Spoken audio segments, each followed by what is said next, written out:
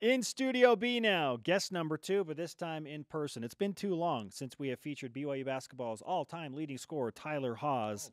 He is with us. What's up, Tyler? Welcome back. How are we doing? Thanks. It's good to be here. You're looking great with the top button, by the way. Always a top button. My Jarom. man. Yeah. My man. All-time leading scorer, dude. He's got style. So we welcome you back, but I almost feel like we should say goodbye, too. You know? And just to update people on what's happening, Tyler headed back to Spain to play basketball professionally. Why Spain and why now? Yeah, so it all happened really quick. Just a good opportunity to go play in Spain, and it's a good team, good city. You know, a few former Cougs have played there, and it seemed like a good situation. And so my wife and I and daughter are very excited. Yeah, and a daughter now. A daughter, yep. You have a 4-month-old girl. How's that changed your life? Oh, you and Summer. It has completely changed our life, but for the better. She's been a lot of fun, and she's here. There she is, here. right there. Summer, former BYU gymnast. Yeah, awesome. Baby Goldie right there. You got the binky, you're like, shh. She's been great. Yeah, totally changed our life and brought a lot of happiness and joy to us for sure. So what's the team you're playing on, and what former Cougars have played there? So the town is called Huesca. I don't know much more than that, but a small town of 50,000 people, and I guess so it's in the second division of Spain. They used to be in the top division and looking to try and get back there. And so there's relegation and advancement like soccer in those leagues too. Okay, cool. Yeah, and so they have the background of playing in the top league, and they have goals to get there. And so nice facilities. They're bringing in a gunner, American, from Utah. Exactly. Yeah, exactly. That's the goal. But Charles Abuo played there, Matt Carlino played there, so I've been able to talk with them about it, and it'll be fun. We love adventure, and it's a good time in our life to keep doing it. So they told you all the hot spots, the must-eat at places, things like that. And you've already played in Spain. Exactly. Right? Yeah. So you kind of know the area, right? Yeah. And Poland? Yeah, we know the culture and a little bit of the language. I'm sure we're going to have to learn and pick up a little bit more this time. You speak Tagalog because you went to the Philippines, so you're going to be like trilingual now, right? Hopefully. There are apps and like devices you can use where it just like translates immediately. Oh yeah, right? No, we got Google Translate. Yeah, yeah. Utilize the live by technology, that thing. man. Utilize like, it. Hold on, what? Yeah. How do I say get buckets? Tyler Haws with us on BYU Sports Nation. How close were you to not continuing your professional basketball career? Yeah, I was very close. You know, right now, a lot of it is based on, or my decisions are based on what's best for my family and my daughter and circumstances. And so I actually took a job up in Salt Lake at a place called Visible Supply Chain Management, where Terry Nashif's working. And so I was in a little training program there and kind of flirting with the idea of jumping into business and life after basketball. And for a moment there, I really thought I was going to be done. But an opportunity came up, and we decided to jump on it and keep going. And so I'm training, and body feels good, and we're excited. I can't blame you, because last year was crazy for you professionally. I mean, at one point you were on the edge of the earth in Newfoundland. In a time zone that goes on half an hour ahead or behind, like just a weird place, right? Yeah, really weird place. But yeah, right, seriously on the edge of the earth. I mean, furthest northeast that you can get really in North America, and but a beautiful spot, really cold. I mean, I don't think we've ever experienced cold like that in our life. And Summer was pregnant the whole time, and so she really enjoyed that. Yeah, it was great. Yeah. So I mean, it was challenging, but we had a great experience there. Played for a good coach, a friend of Heath Schroyer's, and had a good experience.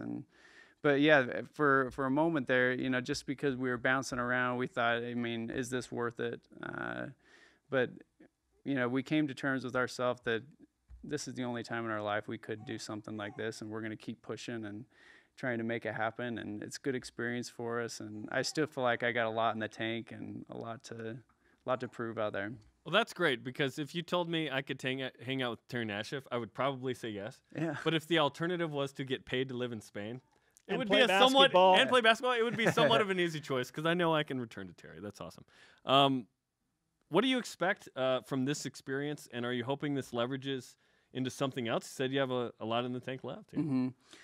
No, I mean, we're just going to take it 1 year at a time. We're just focused on this year and having a good year and helping the team any way we can. We'd like to get to that next division, and so we'll see what happens. I got a very supportive wife, and I wouldn't be doing any of this if she wasn't on board, and feel very lucky that she follows me around all over the world, and we're just excited about the opportunity and going to make the most of every day. Oh, come on. She's huge on Instagram. She's stoked to go to Spain, man. That's going to be Instagram gold, right? Exactly. No, she's excited too. What's the ideal scenario for you in terms of minutes, contribution? Like, what are you hoping this opportunity develops into in terms of your ability to get on the court and play? Yeah. I want to take the reins as in a leadership role and really show that I can score the ball in lots of different ways and be a huge factor that way. But just use my experience. Feel like I've been around Europe and know the ropes that way. And so it's a young team. The guys they have signed are very young. And so if I can provide any leadership on the court and off the court, I'd love to do that. Old man Haws. Old man Haws, yeah. No, that's Marty. How do we get you on Team Fredette next year, man? I don't know. We need to talk to Jimmer about that. But it was fun to watch them. Yeah, they did well, didn't they? It was like the 10-11 team when you were in the Philippines going, hey, good job, guys. I know. Right? I know. Serious. Let's make it the 09-10 team with you on it, right? I know. Come on. Get Michael Lloyd Jr. Could we get Jax back? Yes. Could we? Is Jax in shape to do that? Probably not. He's probably not in shape. Could we could that team in that tournament be an all BYU team at some point, do you think? Because it was like there were 3 BYU guys on it. Mm-hmm. Do you think it'd be fun to see an all BYU team there? I think so. I think it would be fun to put together a BYU group of guys and make a run. Hey, Lee Kamard come off the bench? Yeah, get Lee in there. You know, talking with Charles and Brandon, they said it was fun because they had chemistry on the floor right away, and they were able to play like they did in college and run and gun. That's awesome. Okay, run and gun is what your little brother TJ thrived on for a very long time. A little more conservative last year. Coaching staff's different now. And the ideology maybe that BYU is going to run and gun some more is coming back into the picture. What do you expect from TJ and BYU basketball this upcoming season? Yeah, I expect a really good season out of TJ and out of the Cougs this year. They're hungry. I know they've been working really hard this summer, and they've got a lot to prove to themselves and to Cougar Nation, I feel like. But they have all the pieces of the puzzle, and it's just about getting better each day and going out there with a hungry mindset. And Tej is, I think he's matured a lot as a person off the floor, and he's ready to go. Talon Shumway played basketball, of course, with TJ, but he played receiver. Obviously, he's a receiver for BYU. You know, you played receiver, if I recall, at Lone Peak, right? Yeah, I did. So, what's your wide receiver evaluation of Talon Shumway and what you expect from him this year? Oh man, no, Talon's an amazing athlete, and I expect big things out of him. I think they need to go to him more, and he's got an athletic ability that's very rare, and so. Throw him a fade. Come on, that was my route. Just throw it up there. Let him go get it. Portland State, he had a great catch, almost for a touchdown. Yeah. Right? A little more than that. Yeah, exactly. All right. Yeah. You were one of those tall receivers, Ty. Yeah. Okay.